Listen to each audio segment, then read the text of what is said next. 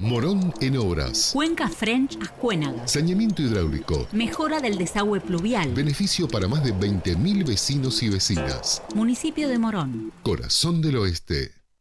No dejemos de cuidarnos. Usemos siempre tapaboca. Mantengamos distancia. Elijamos espacios abiertos. Ventilemos lugares cerrados. Para más información, entra a buenosaires.gov.ar/coronavirus. Cuidarte es cuidarnos. Buenos Aires Ciudad. Ese momento en que te acercas a un caballo, lo acaricias y...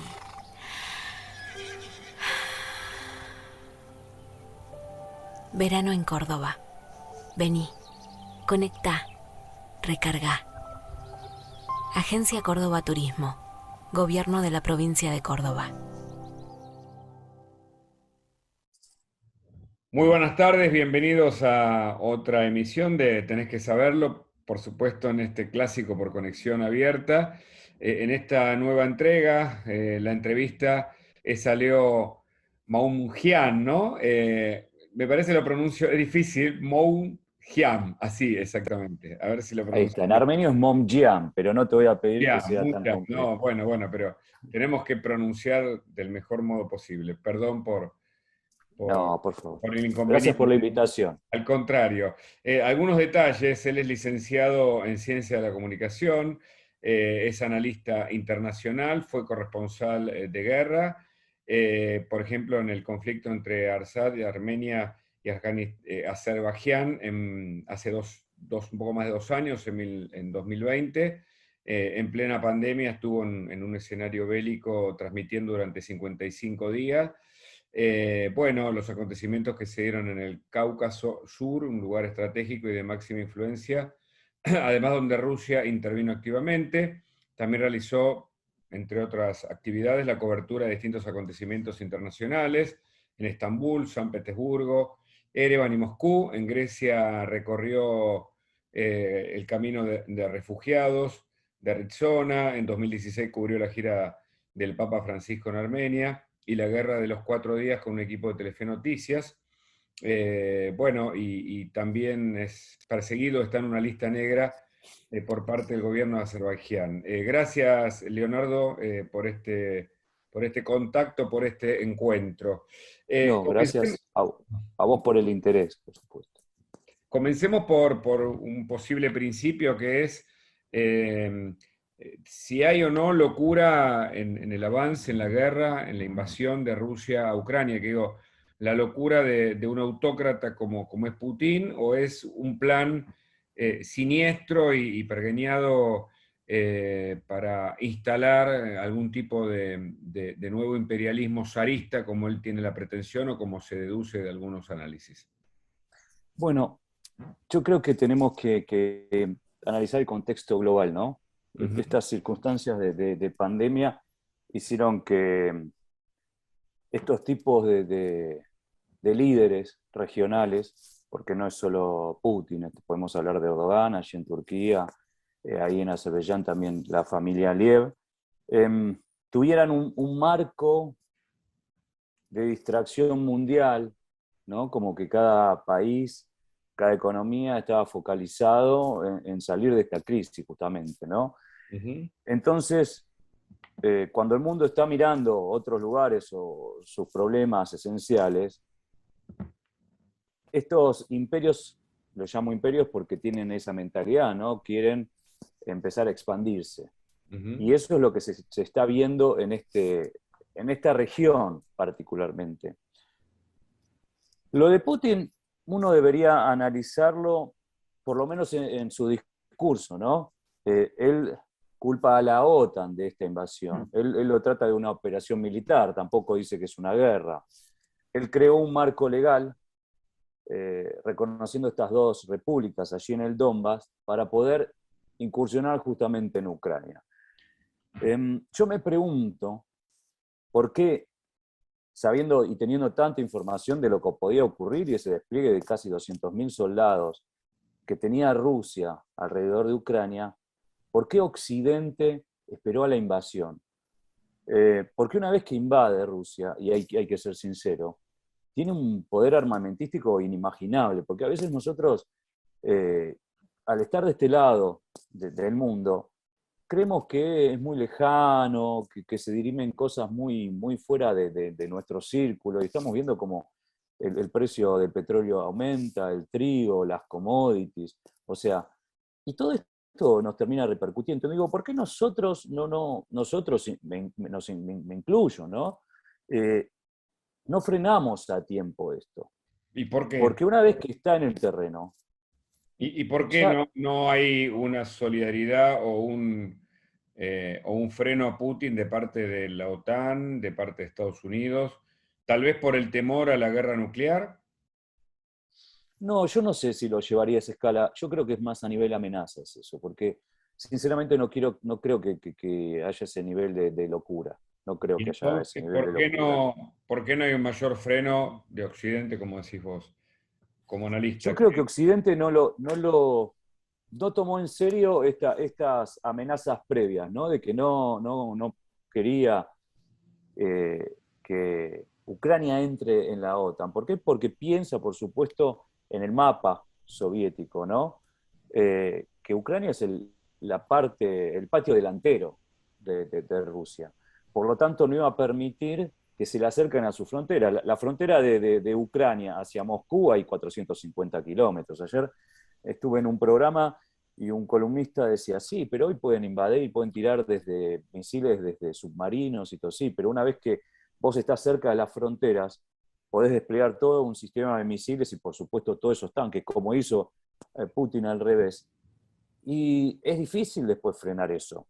Yo creo que por supuesto, falta de diálogo, falta un líder. Yo creo que si hubiese estado Merkel esto no pasaba. Porque tenía una Hoy por cohesión en hoy, toda Europa. hoy por hoy con la avanzada y sin miras de retroceso por parte de Putin, y con una reacción de Ucrania que sorprende a propios y ajenos, en una pelea en la que piensan dejar la vida si es que se desarrolla a nivel terrestre, si es que no vuelan todos los misiles que Rusia tiene programados, pero en una resistencia a nivel de la guerrilla que propone Ucrania, la defensa de Ucrania. En ese contexto, ¿el mundo todavía está lento en su reacción para vos? Mira, yo lo que estoy viendo son todas respuestas dialécticas, ¿sí? Si bien la Unión Europea y Estados Unidos han desembarcado en cuanto a un paquete económico gigantesco, Estados Unidos creo que casi 6.000 millones de dólares va a desembarcar, y la Unión Europea unos 1.200 millones, que es mucho dinero, mucho dinero. El tema para mí es preocupante por esto justamente que vos decís, ¿no? El accionar. Las milicias, mira, yo te voy a hacer la comparación con el conflicto que cubrí, por eso te lo digo de esta manera, porque por ahí hiero algunas susceptibilidades. Pero lo cierto es que en Armenia también había autodefensa. La gente se preparaba 3 semanas, les enseñaban a utilizar un armamento, pero lo cierto es que cuando vos estás enfrente de un enemigo formado, con el uniforme y todo, tu psiquis no está preparada para eso. Un soldado es un soldado profesional y sabe que si te tiene que morir en el campo de batalla, sí lo tiene que hacer porque es parte de su profesión. Pero la población civil no tiene esa fuerza. Lo vemos, a mí veo estas mujeres que sufren, los chicos que están en los búnkeres, los dolores, los ataques a maternidades, hospitales, todo esto no está preparado la población civil. Más allá de la hombría que tengan, de la fuerza, del patriotismo, ¿sí? Porque también es una locura, y esto hay que decirlo, que se arma la sociedad civil con 18.000 armas así al por mayor, digamos, con este tipo de armamentos que quiere empezar a tirar bombas Molotov. Digo, en nuestro imaginario de resistencia puede pasarlo, digamos, ¿no? Pero en la realidad es peligroso. Cuando hay asedios de este tipo de ciudades grandes, como en algún momento va a suceder con Kiev y está pasando en Mariupol, la gente se queda sin gas, sin luz, sin comida, empiezan los saqueos. Imagínate esa gente desesperada con armas, porque vos pensás que van a frenar a los rusos, pero también puede ser contraproducente, es como un boomerang que va contra su propia ciudadanía. Por ejemplo, haber liberado a todos los delincuentes, como hizo Ucrania, puede ser un riesgo para su propia población, decís. Y en algún punto sí, vos pensás, si hacemos paralelismo con la Argentina, no sé si es posible, pero cuando aquí se empezó a hablar del tema también de liberar presos, tuvimos consecuencias. Ya ocurrió y ocurrió Imagínate en la pandemia. Ahora, con el nivel de desesperación que está esa gente. insisto con una pregunta que es muy difícil de responder, lo entiendo, y ayer también en La Nación Más se lo preguntábamos a varios especialistas internacionales y expertos como vos, y nadie la podía responder, pero hay como dos ideas que los periodistas vemos en ese sentido. Una es el temor a una escalada mayor, es decir, evitar que esto crezca más allá de las fronteras de Ucrania, salvo que Rusia se lo proponga, como pasó con algún misil que voló un área lejos del conflicto, o el temor a una guerra nuclear. No hay otra posibilidad, o sí, vos me dirás, frente a la Yo creo que hay, intervención yo creo que hay internacional económica, ¿no? Más bien. No, yo creo que hay otras posibilidades. Ajá. Yo no pensaría que la escalada puede ser tan absoluta. ¿Por qué? Porque hay niveles en las guerras, y eso por ahí no estamos acostumbrados a verlo. Nosotros creemos que vale todo, y no creo que valga todo. Cuando estuvieron cerca de Chernobyl, más allá de que hubo algún incendio allí en la planta, nunca han pensado en hacerla explotar, porque es un problema regional. Pero no estoy hablando solo de una guerra con Europa, sino a nivel ambiental. O sea, es un desastre. Es un desastre. Yo creo que Rusia lo que va a querer hacer es ocupar la mayor cantidad de terreno, de territorio, y ya tiene un plan para eso, porque se está viendo cómo va avanzando de norte a este y a sur, cómo va a crear todo una franja, digo yo, como un colchón, va a crear 3 o 4 repúblicas independentistas, como las que vimos en Donetsk, allí en Donbass, y luego lo que va a hacer es acercar sus tropas a Europa. Como lo que hizo en Crimea, ¿sí?, cuando invadió Crimea, algo así.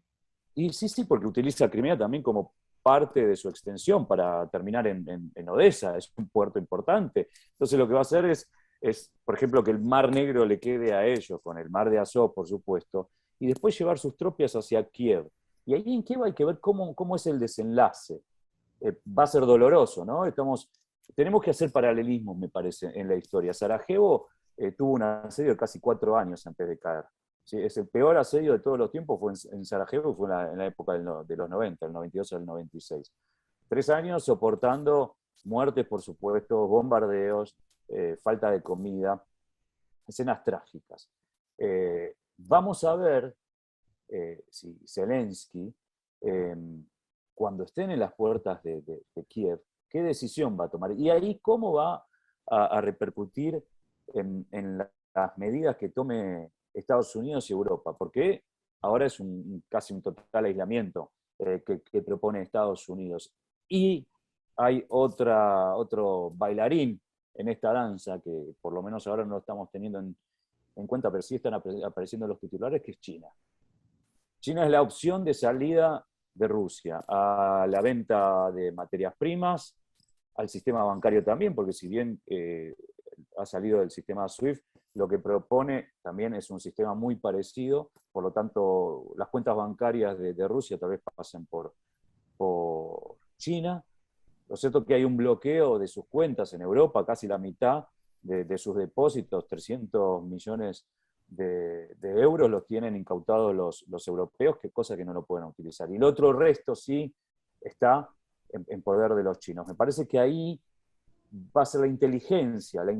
Yo creo que más allá de los petardos que se puedan tirar dialécticamente, me parece que va a ser necesario sentarse y dialogar, porque así como vos decís, esperemos que no pase Europa, porque ahí sí la complicación puede ser extrema. Correcto. China está jugando al incógnito, o por lo menos nadie termina de descifrar. Hay como también dos ideas sobre el tema, que China está apoyando a Rusia de algún modo, explícito o implícito, para erigirse como el nuevo líder mundial y que Rusia lo acompañe en este nuevo escenario geopolítico. Y otros que dicen que no, que China está esperando que Rusia pierda para justamente ocupar ese lugar sin contrincantes de ninguna especie. ¿Cuál es tu mirada? Mira, hay que ponerse en los pies de los chinos, que no es muy sencillo, ¿no? Porque nosotros tenemos otra idiosincrasia. Pero uno analizando las mentalidades imperialistas, lo que hacen es jugar a las cartas, juegan al póker, ¿no? Con esa cara de no demostrar nada y esperan hasta último momento que las potencias se equivoquen para después definir la situación. A China se le abre un gran mercado y Rusia necesita también el apoyo de los chinos. Pensemos también que hay gran parte de la deuda externa de Estados Unidos comprado por China, ¿no? Entonces lo que va a hacer es que China tenga un lugar en este concierto, ¿no? de líderes mundiales, pero hay que ver el tipo de liderazgo que tienen los chinos, porque no es lo mismo que un liderazgo ruso, que un americano o con un europeo, con sus características, ¿no? Tuve la posibilidad de viajar a China, o sea, es un país súper desarrollado, que en los últimos años también las clases medias han crecido, pero por otro lado tenés un gobierno comunista en el cual, por supuesto, las libertades están bien definidas también, ¿no? Entonces ese tipo de liderazgos hay que ver si se hacen cargo del mundo o de pacificar el mundo. Esas son incógnitas que se van creando. Yo no creo que sea tan abierta la jugada para ninguno de los dos sectores. Esperan. Total, sinceramente, en este momento tienen las de ganar, ¿no?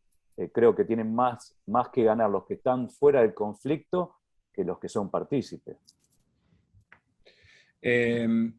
¿Imaginás una guerra larga, de desgaste? Porque también para Rusia, por más poderío que exista, la invasión territorial implica, lejos de su casa, un desgaste en materia moral y, por supuesto, de los dispositivos, de los recursos, del abastecimiento, del alimento, del combustible. En esto se vería favorecido Ucrania, que le está proponiendo el largo plazo. ¿Qué ves? Mirá, estamos viendo una guerra clásica de las de antes, ¿no? De las de manual casi. Por eso. En la última guerra de Azerbaiyán y Armenia había soldados que no se veían la cara, era la guerra de los drones. Los drones manejaban esa situación porque también era una guerra en las alturas, ¿no? Y en esta vemos el llano, cómo las tropas van avanzando, cómo los tanques van avanzando, cómo también la aviación tiene una importancia suprema, ¿sí? Tal es así que los rusos lo primero que destruyeron fueron los puertos aéreos, voy a decir, porque no me está saliendo en este momento. Sí, los aeropuertos, justamente, era esencial, ¿no? También bueno, vos proponés esto de a la larga. A mí me da terror, que soy sincero, me da terror pensar en algo tan largo, porque si vamos nuevamente a la historia, porque si pensamos en la historia de Rusia, pensemos en la Segunda Guerra Mundial y cómo, si tenía que enviar a morir a millones de soldados para llegar a Berlín, lo ha hecho. Sí. Por lo tanto, cuando toman esta decisión, si tienen que mandar a morir a los suyos, no tienen inconvenientes. Por eso me parece de terror que esto suceda. Los ucranianos resisten, es una guerra de guerrillas, entrar en las ciudades se va a hacer complicado, más Kiev como se está preparando, ¿no? Cuando hay algún tipo de asedio de este tipo, hay ciertos porcentajes en la guerra, te lo voy a comentar. Para invadir un país, las tropas tienen que ser 3 veces superiores a las que defienden. Ese cálculo lo ha hecho Putin y por eso se ha arriesgado. Ahora, cuando entran en una ciudad de asedio, el porcentaje es de 1 a 10, o sea, por cada hombre que está dentro de la ciudad necesitas 10 soldados, por lo tanto tenés que llevar una cantidad enorme de desembarco, ¿no? Si bien va a ser de afuera y van a tratar de, por supuesto, golpear objetivos estratégicos, militares, centrales eléctricas, agua, tal vez gasoductos, el mano a mano va a ser la última resistencia. Yo espero que no se llegue a ese nivel, que haya cordura de parte de Putin. Yo creo que está amenazando, más allá que ahora hay, por supuesto, reuniones. Zelensky, no sé si en la primera semana tomó conciencia de esto, porque siguió. Y una vez que Rusia está adentro, ya es muy difícil plantear una rendición, porque todo lo que ha ganado Rusia hasta este momento no se lo va a ceder. Eso es lo que me parece difícil de toda esta situación, ¿no? Es trágico lo que se está viviendo. Sí, nadie puede quiere ser. ceder, nadie quiere ceder. Ahora, y en este sentido, volviendo a la pregunta inicial, que yo no sé si quedó, tal vez se me escapó a mí, Putin o sea, ¿hay vida para Putin después de esta guerra? Y a su vez, para completarlo, ¿es Putin alguien desquiciado, alguien que no está bien, no está en su eje? ¿O es No. un cínico y un despiadado autócrata? ¿O todo a la vez? Y lo de despiadado yo te lo tengo que tomar, Mm. porque cualquier líder que toma la decisión de ir a una guerra, sinceramente hay decisiones de mandar a morir gente que no la puede tomar cualquier ser humano común. Es un hombre que está en sus cabales, absolutamente, y Ah, es un hombre de la KGB, es un hombre que tiene el imperialismo soviético en la cabeza y está formado con esa fuerza. Lo peor de todo, que él con esto deja una vara alta para quienes lo sucedan, porque yo no pienso una Rusia democrática al estilo Estados Unidos. no, claro, claro. Yo creo que ¿Y acá tenemos que va entender, va a sobrevivir Putin en eso para completar la idea? yo sinceramente creo que sí, Ah, sinceramente. O sea, lo que está apuntando Europa y Estados Unidos con todo esto de las sanciones es que la sociedad civil de Rusia se dé vuelta. Hay ah, una franja etaria muy clara, que son los jóvenes que sí quieren la libertad, que sí no les gusta el liderazgo de Putin, pero también tenés una sociedad antigua que viven de los recuerdos de la Unión Soviética. Y te puedo aportar una conclusión. Putin es el Estado. Ese es el gran problema. Si pero vamos a... no hay mucha gente de Rusia, sobre todo jóvenes, que no quieren a Putin, Sí, sí que las hay. Sí que las hay, pero el poder que van a todavía... sufrir la guerra porque la economía Por ahora, supuesto. claro, A ver, todas estas sanciones son medidas de mediano plazo. Las consecuencias van a ser de mediano a largo plazo las medidas que se están tomando contra Rusia. Ahí puede haber un desgaste de poder, que es lo que está intentando hacer Estados Unidos con este tipo de sanción. Pero te voy a hacer una reflexión, tal vez guste o no, ¿no? Creo que estuvo en La Nación Más, Rukav, cuando dijo que la única solución es matar a Putin. Y sería complicado esa solución, digo solución o alternativa, ¿no?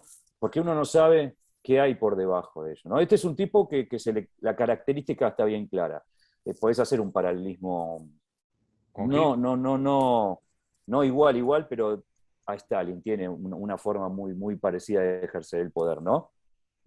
Recordemos las purgas, ¿no? De Stalin cómo llegó al poder y después cuando tuvo que eliminar a todos los que estuvieron a su costado a llevar, no tuvo dudas en hacerlo. Sí. Entonces pensemos en ese tipo de liderazgo. Después de él, ¿quién viene?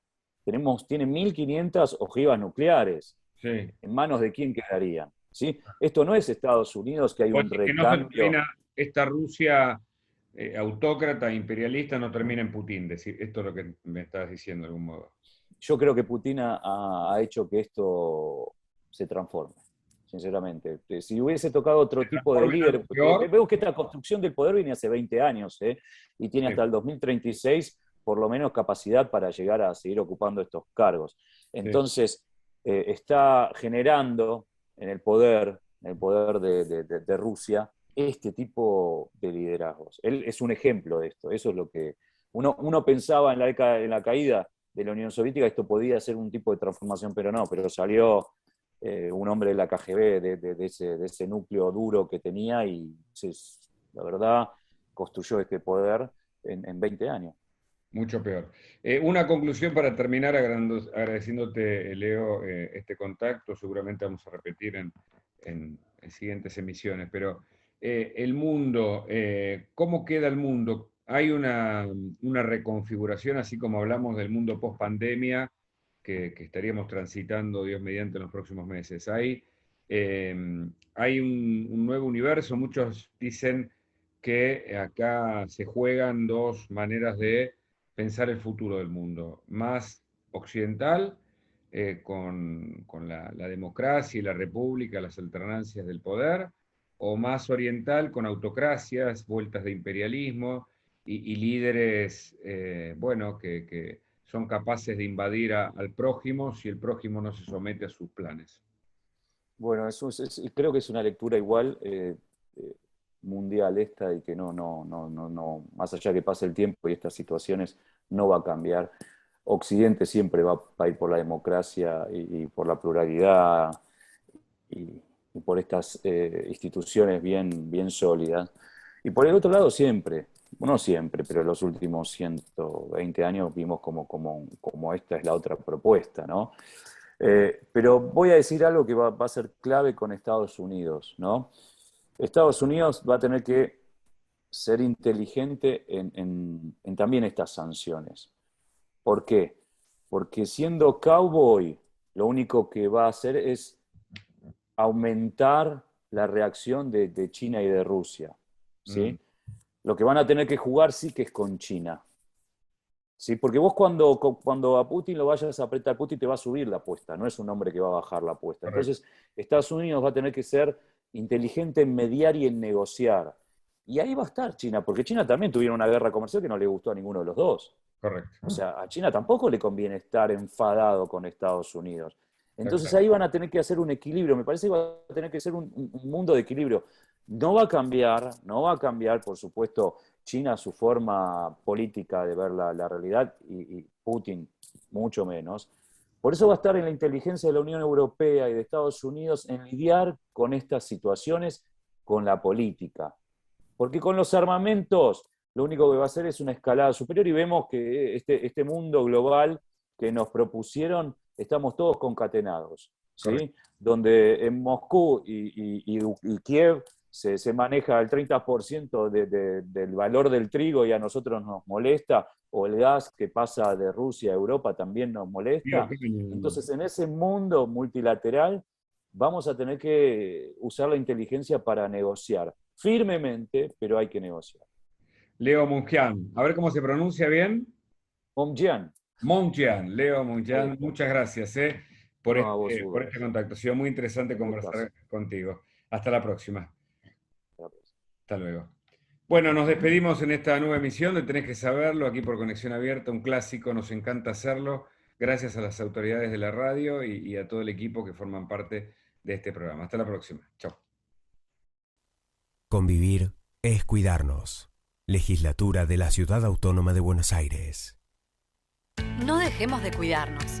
Usemos siempre tapaboca. Mantengamos distancia. Elijamos espacios abiertos. Ventilemos lugares cerrados. Para más información, entra a buenosaires.gov.ar/coronavirus. Cuidarte es cuidarnos. Buenos Aires Ciudad. Morón en obras. Cuenca French Ascuénagas. Saneamiento hidráulico. Mejora del desagüe pluvial. Beneficio para más de 20.000 vecinos y vecinas. Municipio de Morón. Corazón del Oeste. Ese momento en que te descalzás, metes un dedo en el arroyo y...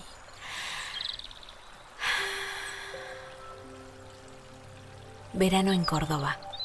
Vení, conectá, recargá. Agencia Córdoba Turismo. Gobierno de la provincia de Córdoba.